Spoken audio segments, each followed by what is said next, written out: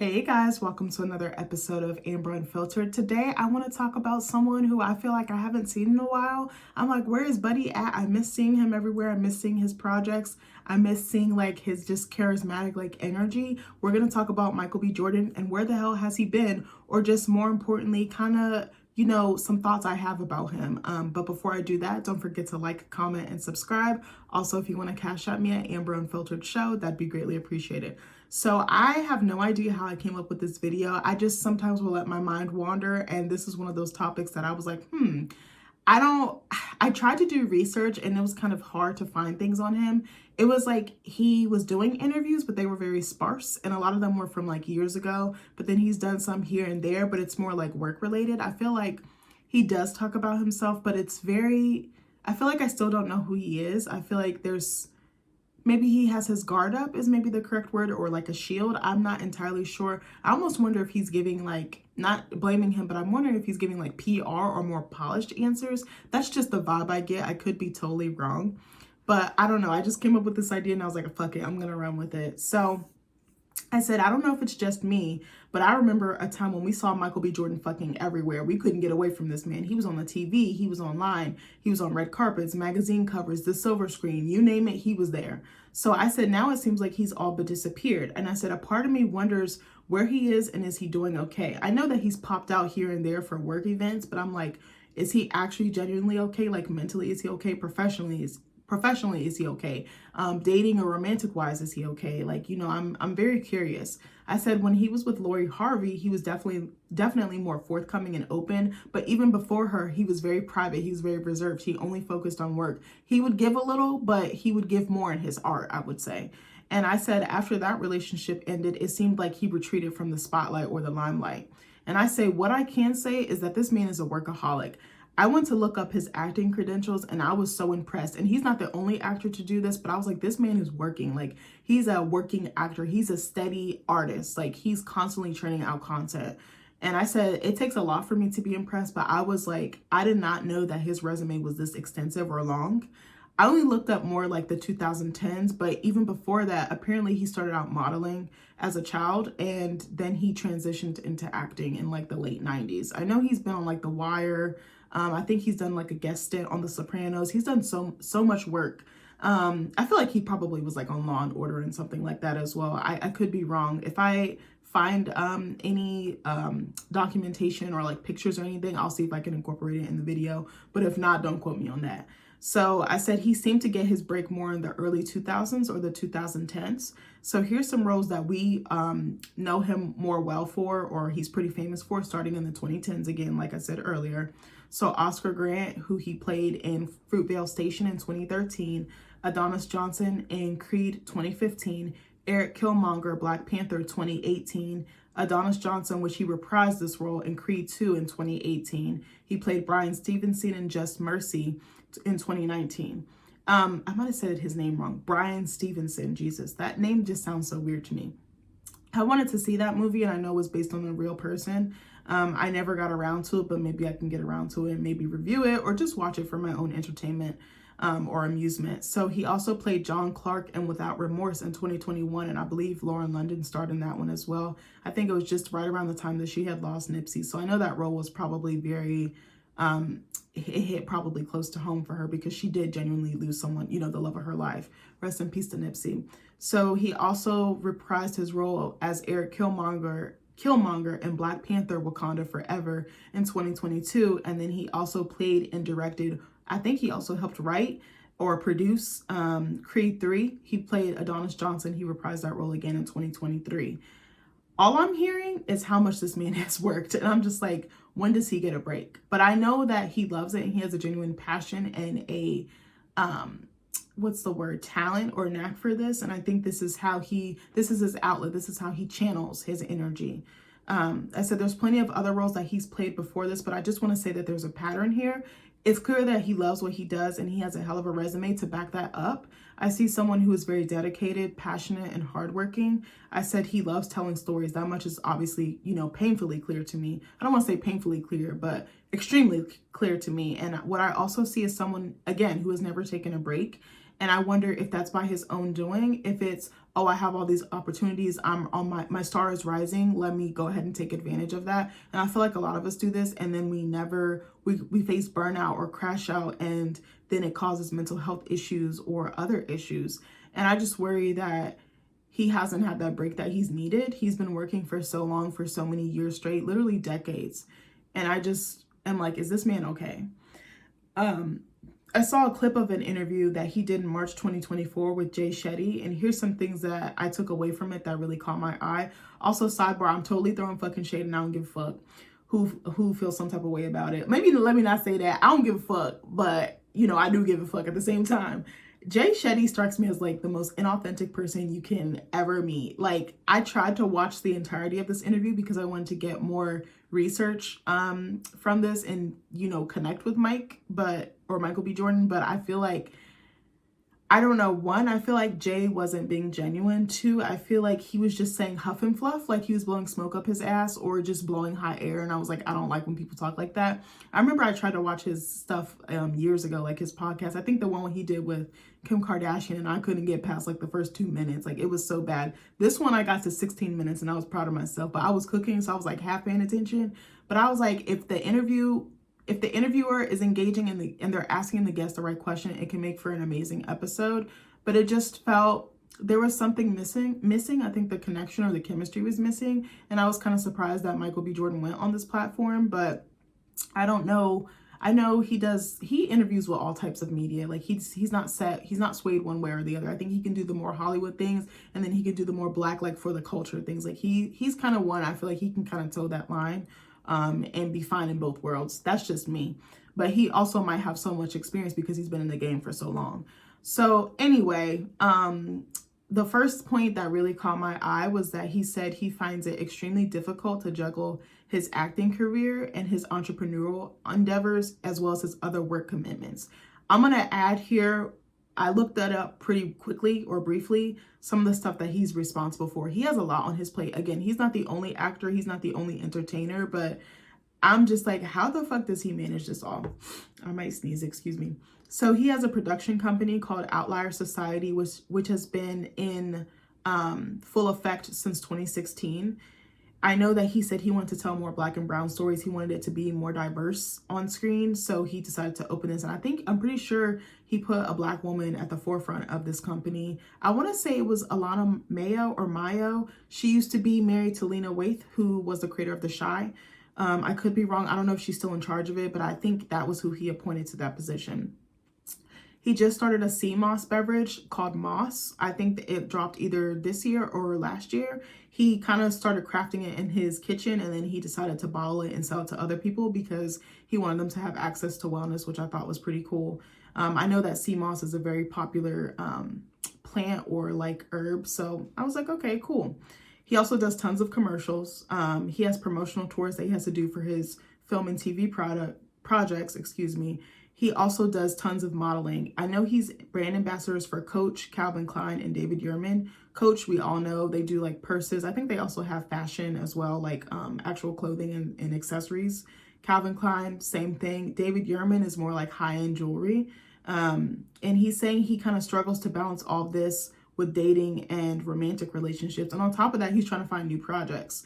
I know he does do some producing and directing as well. So he's doing more efforts behind the camera. I remember I was texting my dad about this, and I was like, I haven't really seen Michael B. Jordan around. And he was like, oh, he's more behind the camera. And I was like, I get that. But I think I most associate with him with being an actor, even though he's much more than that. So he says that his world is not easy to navigate and fit into, and that he comes with a lot. And I was like, I wonder what toll that does take on someone who has all these responsibilities and has such a booming career or a thriving career. And I said, imagine the media attention that he also gets when he pops out anywhere. I said, that must be a beast in itself, because also to add to that, he's a sex symbol and he's very desirable to other women. So I feel like that would be very challenging as a woman to date someone who's at that status. He hits so many boxes. You know, he's a Black man, he's sexy, he's talented, he's charismatic.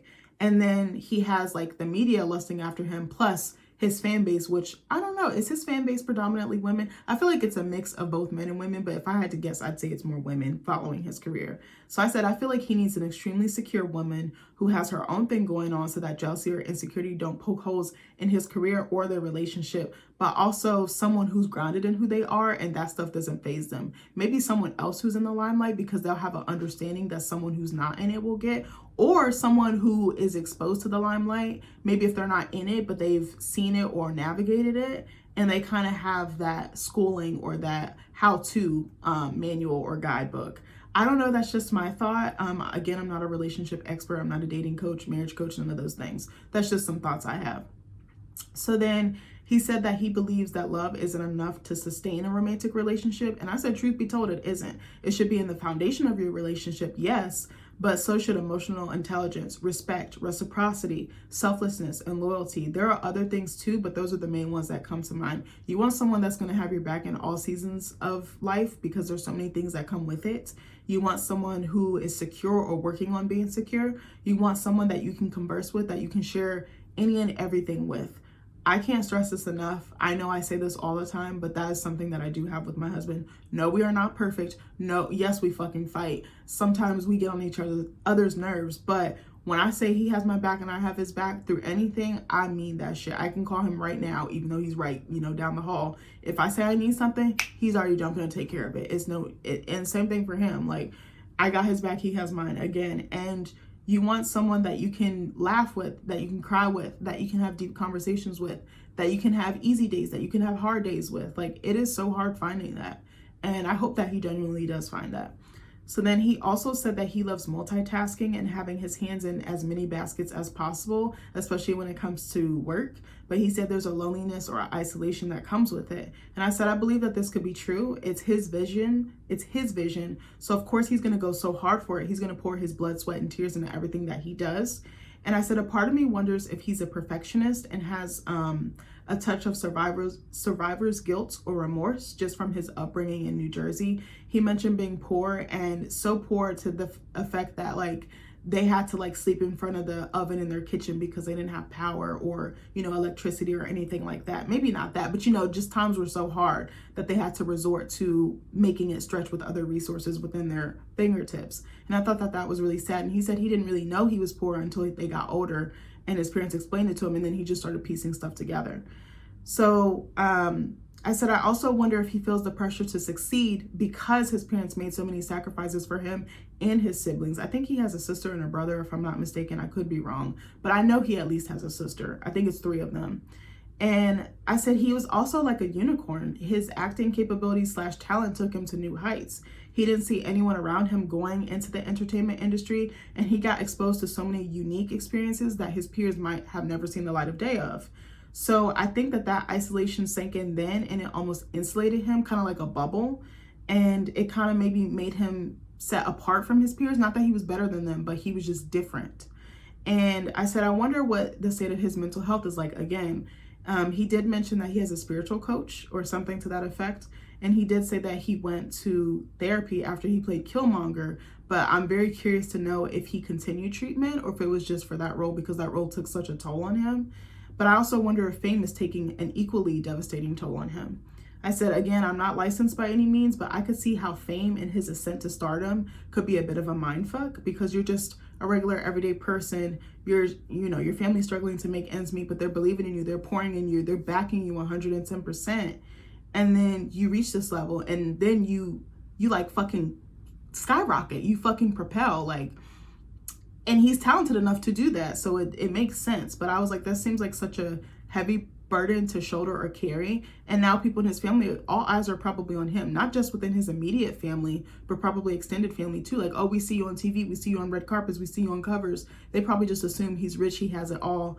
Now he can kick his feet up and relax. But it's like, no, he has to keep grinding, because if he wants to be in this for the long haul, he has to prove he has chops and he can play different characters. He can tell different stories, that he's not just a one-trick pony, So he also said that he enjoys the responsibilities that he has, but again, they can be isolating and heavy. And he stated that he feels nobody really understands what he's responsible for, and that he falls into these spaces or periods of feeling alone or being alone.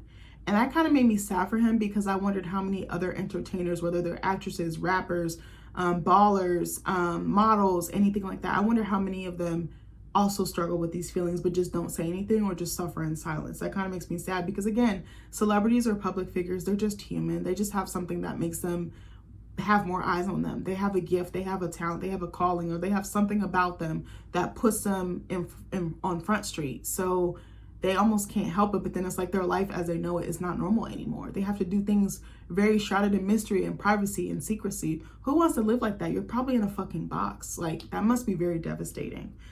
So, hold on one second. So I said, again, I worry about the state of his mental health. He seems to have the life that he's dreamed of for so long, but at what cost to him? And I said, I think he's overdue for a vacation and could somehow incorporate vacation or travel into his shooting schedule so that it's not just only for work, but for entertainment or enjoyment or reprieve or rest. I think he's really long overdue for that. I said, I know that acting is not all he does. So it's like, even when he's not on set, he's doing so many other things. I wonder if he's doing too much and maybe could pass off some of his duties or delegate them, like maybe to someone that he really, really trusts, like maybe his brother or his sister, maybe his mom, maybe his dad. I know that it can be tricky incorporating family into business because there are so many stories of people stealing from you, taking advantage of you. But I think he probably has a really tight-knit circle from what he's explained. He speaks so highly of his family, especially his parents, especially the women in his family. I'm like, does he have someone outside of like his assistant, his manager, the people that secure the contracts, like his agent? I was like, you know, a close friend, maybe a childhood friend, somebody that he knows his vision and knows how he works and knows his habits and his preferences. Like, I just think he might need a little bit of extra support, and not trying to bash the people that represent him now because I think they've done a phenomenal job. He's had an amazing career so far. So then Mike also said that there's a part of him that has not really lived life yet, and he hasn't traveled unless it's for work. And I said, my question is, what does he enjoy? What does he like to do in his downtime, in his spare time? Is there any downtime? What does self-care look like for him if all he does is work? I know that's such a simple question, but I'm like, what do you do? Do you like watching TV? Do you like watching other movies? Do you like going out to eat? Do you like, going to sports games? Do you like cooking? Do you like baking? Do you like going to concerts? Like, what does fun look like for him? I would love to hear what that is like. Again, I tried to do research, but I don't know. There was a little bit of a disconnect there, and I wonder what it is. I'm not exactly sure. I'd love to have a conversation with him. I know I'm nobody, but I'd love to really pick his brain and get to the nitty gritty, but also just humanize him. I think he's so lusted after that we kind of forget that he's a person. Like, I don't know. So I said, is there anyone in the industry with a similar trajectory that he's close with or can confide in behind closed doors? I said, if I had to guess, probably Ryan Coogler. I know how tight that they are. They worked on so many projects together.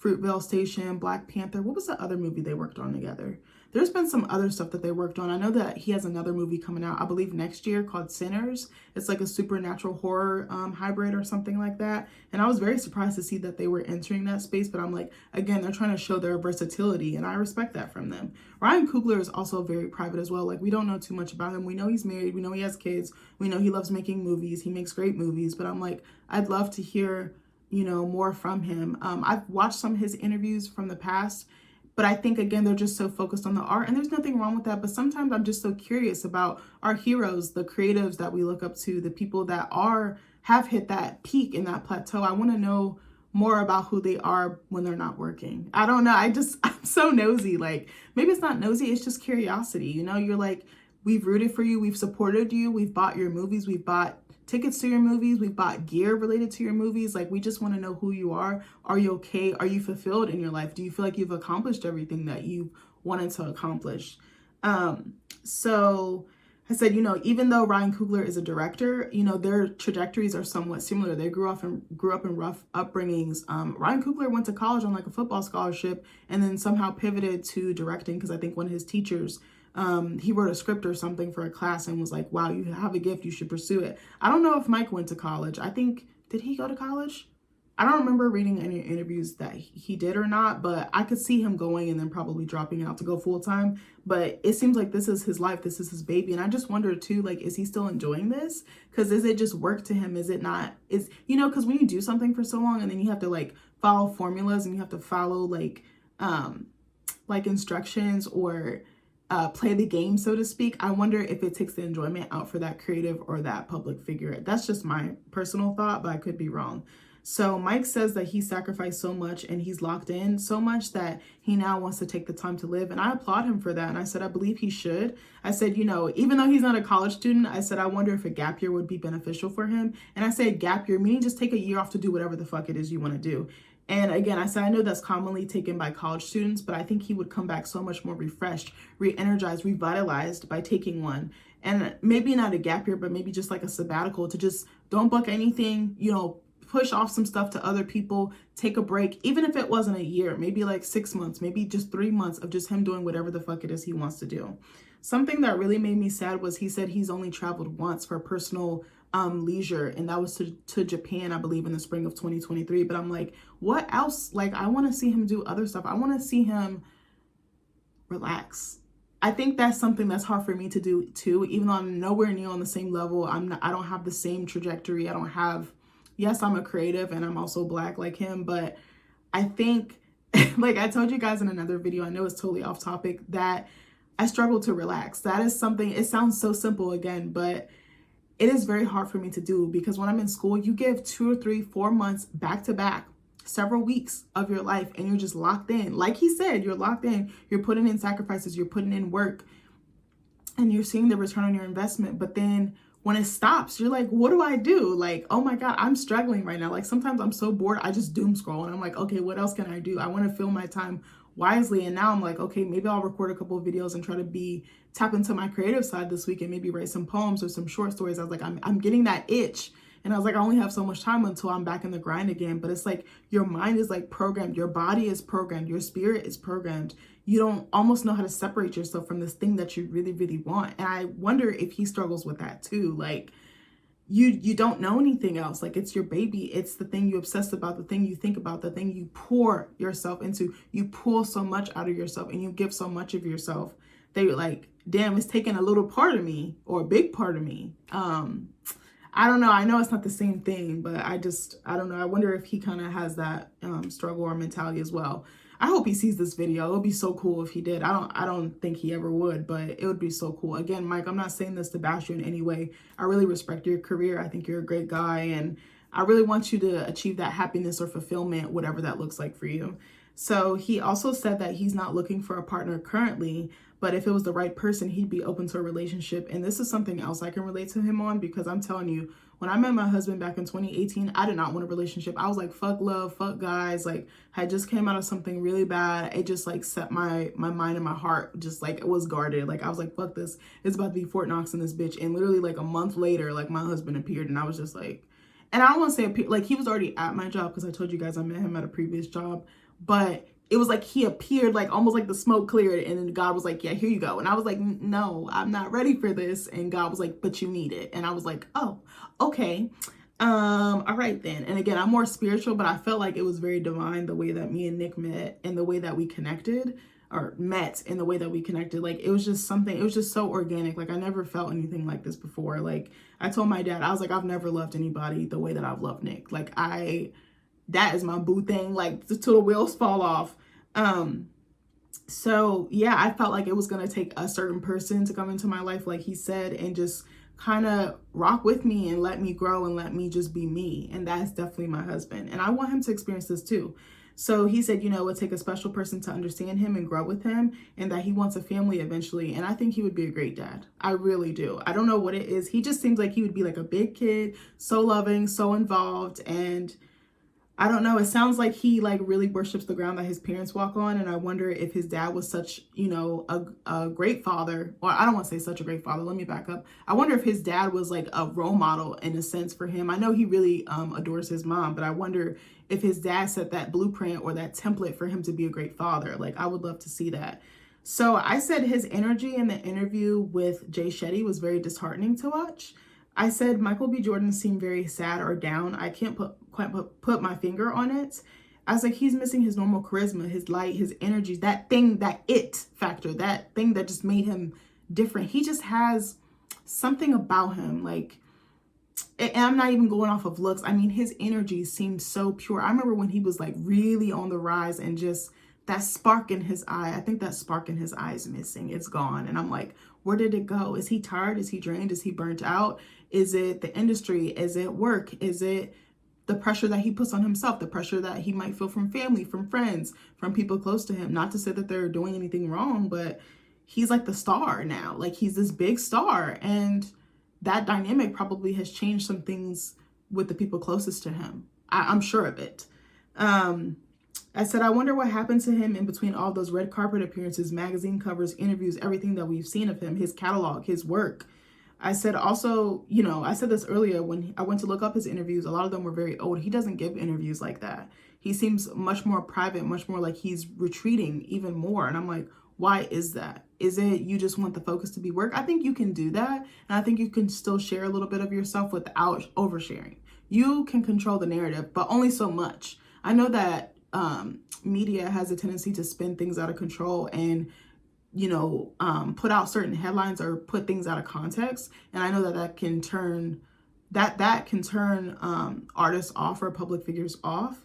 But I think if you went to the right source and you went to someone that it was genuine and you felt a connection with them and they were ethical, I think that you would get the right stuff out. Not saying that what the stars are doing is wrong, because I definitely can understand why. Like I know SZA's another one. She hates doing interviews because she always feels like they misconstrue what she says. And I understand feeling like you have to defend yourself against this huge publication. Like you're just one person. Yes, you have a team, you have people backing you and that build your image and your brand and help push it and help book you work. But I don't fucking know. I don't know where I was going with that. It's just, I don't know, but I know that sometimes a lot of this stuff is out of their control. They're like an image, they're a likeness, they're something that, they're a product essentially, and we consume it, you know? So I said, again, he's got a few from this year and last year, but I said, it still seems like he's holding back in them. I wonder if he's gotten the right journalist or the right person. I would love to interview him. I know that this is a fucking shot in the dark. I would love to talk to him and just give him a hug and just give him a safe place to land. Again, I don't view him in the way that other people do. I just view him as a person. I'm not going off of his looks. I'm going more off his talent and his charisma and how smart he appears to be and how he carries himself. I'm more supportive of him then. I don't know. That's just the vibe I got in the Jay Shetty interview. And I said, he still seems guarded, and I wonder why. Like, what has happened to him that has made him this way? Or has he always been this way? Is he shy? Is he awkward? Is he introverted? Like, I'm very curious. So I said, I genuinely want the best. I genuinely want the best for him. And I hope that he learns to find some type of balance or harmony in his career, whatever that looks like. Because I do think that he works so hard and he deserves to enjoy it. I said, I realize just because someone appears to have it all on the outside doesn't mean everything is peachy keen or intact on the inside, whether that's their mind or behind closed doors, whether it's in their relationships that they have with people around them. I said, I remember watching him on that show, The Assistants on Nickelodeon, and I felt like I saw something special in him then. I was just like, he's gonna go. Like, I just knew it. That was in 2006, I believe, and I was only 12, but I was like, I know a star when I see one. And I remember watching him in Chronicle 2. Do y'all remember that movie? That movie was so hard. I should watch that and review it, or just watch it and give some comments on it. I thought he stole the show. Dane DeHaan did a really good job as well, or DeHaan. I don't know if I'm saying his name correctly. He's an incredible actor as well. They both carried that show. Even the third superhero that was with them in their group. I don't remember the actor's name, but they all had such great chemistry. That was such a great story. Oh my God, like, I just remember seeing him and was like, this guy, he has something. Like, he has it, like I said earlier. I want him to get back to like that young Black kid with nothing to lose but all the talent and charisma to give. Like, I kind of miss seeing him like that. And I wonder if, you know, the split with Lori Harvey kind of contributed to it. Not that I'm blaming her, but I just wonder if that made him kind of pull back because he was so open and he was doing things outside of his normal comfort zone, but he was in love and he wanted to share that he was in love.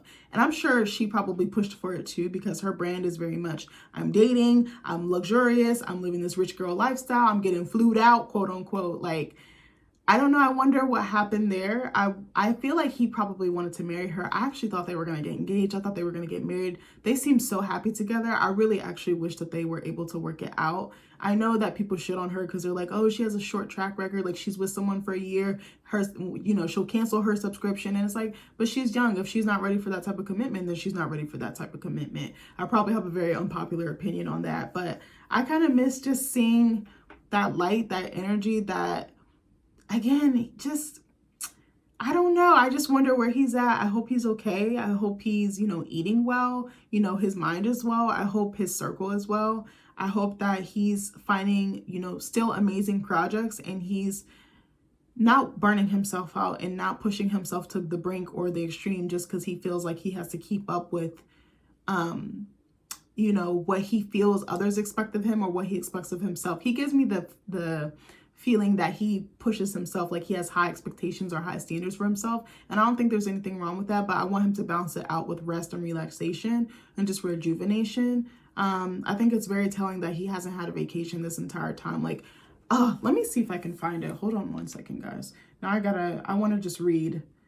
I went on like his Wikipedia. I know people be shitting on Wikipedia because they be like, oh, it's not a reputable source. Bitch, I've been using Wikipedia since like early 2000. I love Wikipedia. Sometimes they don't be getting stuff right, but fuck it.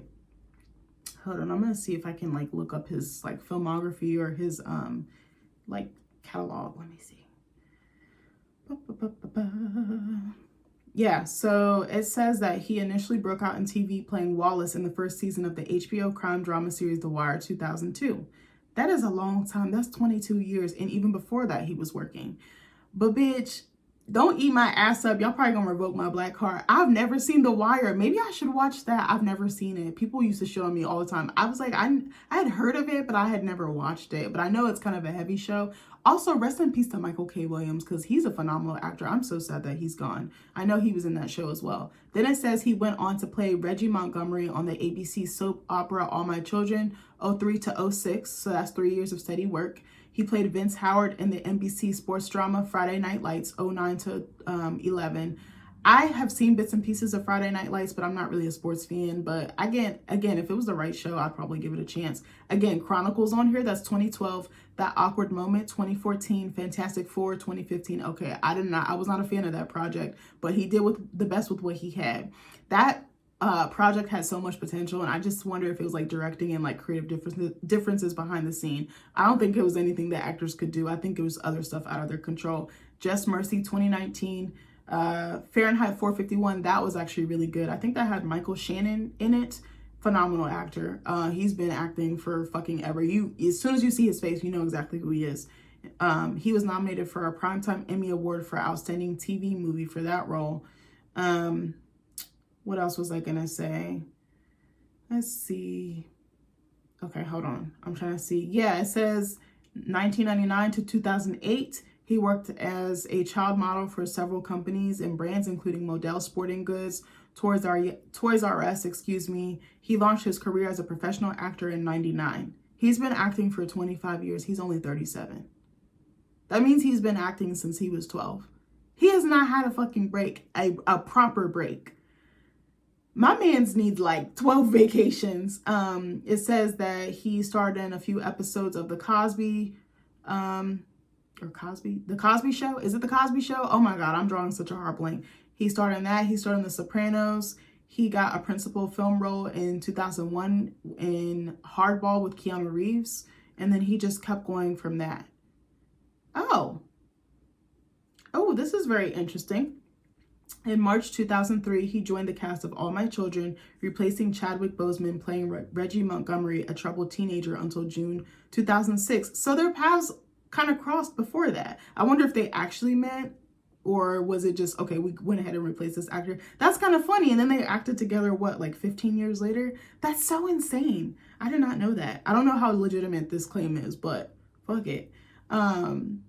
They said he was released from his contract. He also starred on, see, I told you, okay, maybe not Law and Order, but it says he had guest appearances on CSI Crime Scene Investigation, Without a Trace, and Cold Case. I told you he did some type of Law and Order. Like, I had a feeling, you ever like see someone and then you like, you see them in something that like propels them to like another level, but then you start watching other stuff and you just see their face everywhere. It's like that deja vu. You're like, damn, they really been out here putting in the work. Like, I have so much respect for actors because of how much work they put into their craft. Like, they're grinding for years and years and years. We think of it as an overnight success. That overnight success was probably 10 to 20 years in the making. Like, me even being a writer, like, I've been doing this such a long time. I'm not consistent, but I've been doing it for a long time. And it's so much work to actually see the fruits of your labor bloom. Like, it is so hard. A lot of us, you're not getting paid. You're getting so many no's. Like, I can't tell you, I've tried it all. I've written to newspapers, hundreds of them, like in all states, try to get internships, performing, all different places, usually unpaid, applying for contests, writing publications or publishing houses, like trying to find an agent. Like, literally, when I tell you I've done everything and I've failed. I am not ashamed to admit that, but something just keeps bringing me back. Every time I'm like, oh, fuck this shit, I'm going to be normal, I'm going to quit, something brings me back. And that tells me right there, that's your purpose, that's your calling, just keep at it. It kind of reminds me of like when Lizzo was like, she was about to quit on music and then her song like blew up. What was it? Blame it on the juice. I don't know how to sing it, but you know what I mean? Like, it just takes that one project, that one thing, that one song, that one movie, that one TV show. Like my husband says, you throw spaghetti at the wall and see what sticks, or just throw something at the wall and see what sticks. Not spaghetti, bitch, because we don't want to mess and we don't want to have to get a Mr. Clean sponge. But you know what I meant. Yeah. Yeah. It says he had a lead role in the independent film Blackout. I don't know that one. He starred in The Assistants on the End. In 2008, he appeared in a music video for Did You Wrong with Pleasure P. And he just keeps going. Like, again, he has no break. None. I need him to just, I need to give this man a big hug. I'm sorry. He needs a hug and he need friends. Not to say he don't have it. He needs someone that, I really hope that he is able to get married and sustain that marriage and that he can have a family. Because I think, again, we think these people have it all and they want the same things that we want. Again, they're just people. I know he has projects coming out. I know he's been steadily working and going more behind the scenes and doing other projects and ventures, but I implore him to take a break. I implore him to rest. Those businesses, those projects can wait. His mental health can't, and I'm genuinely concerned. I want him to be okay. Not saying that I know everything and that, oh my God, he's in like dire straits, but I just, working like that and no break, what will that do to somebody? Especially if I said he's been in the business since 99. That's 25 years going on 26, almost 30. He's not even barely into his 40s. Like, think about that. That's almost like a Keke Palmer or somebody. She's been in the business 20 years. She just turned 30. Like, that's not normal. That's not normal at all. I don't know. I love you, Michael B. Jordan. I want the best for you. I hope that, you're doing well. I hope that, you have a really good circle and tribe around you, which I feel like you do. I hope that, you take more discernment in the projects you choose, which I'm sure you're already doing, but you can say no. No is a full sentence. I love you guys and I hope you like this video and I'll talk to you soon. Bye.